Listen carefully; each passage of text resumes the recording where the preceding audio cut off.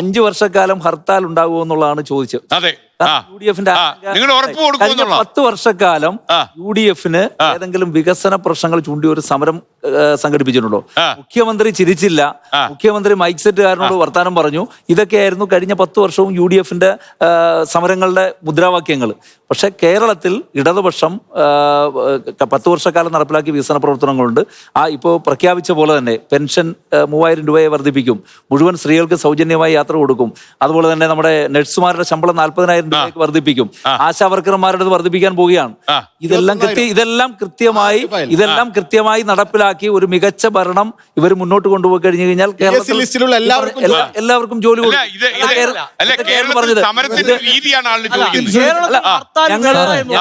ഞാൻ നേരത്തെ തുടക്കത്തിൽ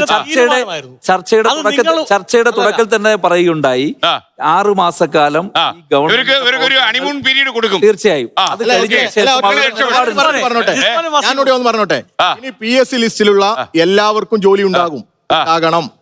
അടുത്തത് ഈ പറയുന്ന ആശാ വർക്കർമാരുടെയും ഈ പറയുന്ന പ്രതിസന്ധികളൊക്കെ പറഞ്ഞല്ലോ.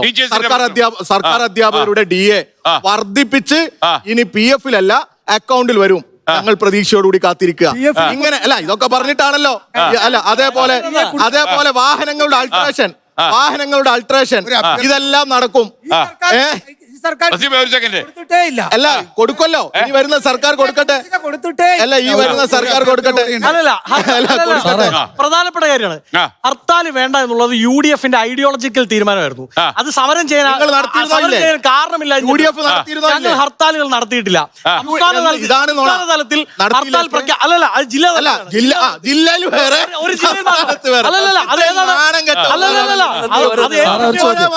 ഏത് വിഷയമായി വയനാട് ഇടുക്കിയുമാണ് 2 ഹർത്താലുകൾ നടന്നത്. അതവിടെ UDF പ്രഖ്യാപിച്ചതല്ല, അവിടെ ജനകീയ സമിതി പ്രഖ്യാപിച്ചത്.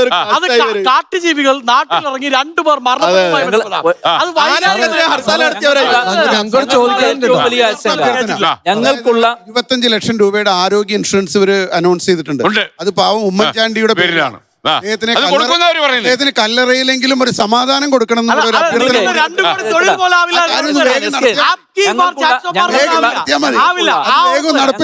ഞങ്ങൾക്കുള്ള കേരളത്തിലെ ജനങ്ങൾക്കും ഇടതുപക്ഷത്തിനുള്ള ഒരു ആശങ്കയുണ്ട്. ഒരു കാര്യം ഒന്ന് പറഞ്ഞോട്ടെ. കാരണം ഈ ഗവൺമെന്റ് ഫലപ്രദമായി അല്ലെങ്കിൽ വികസന പ്രവർത്തനങ്ങൾ നടപ്പിലാക്കി മുന്നോട്ട് പോകുമോ എന്നുള്ളതിനേക്കാൾ ഉപരി ഞങ്ങൾക്കുള്ള ഏറ്റവും വലിയ ആശങ്ക എന്ന് പറയുന്നത് വയനാട്ടിലെ ദുരന്ത ബാധിതർക്ക് വീട് വെച്ചു കൊടുക്കുന്നതിന് വേണ്ടിയിട്ട് ജനങ്ങളിൽ നിന്ന് പിരിച്ച പണം പോലും അപഹരിച്ചു പോയവരാണ്. അപ്പൊ എങ്ങനെയാണ് ഈ ഗവൺമെന്റ് പ്രവർത്തിക്കാൻ പോകുന്നുള്ളതിനെ കുറിച്ച് നമുക്ക് ആ ഒരൊറ്റ ഉദാഹരണം മാത്രം, അതാണ് ഞങ്ങളുടെ ഏറ്റവും വലിയ ആശങ്ക എന്ന് പറയുന്നത്.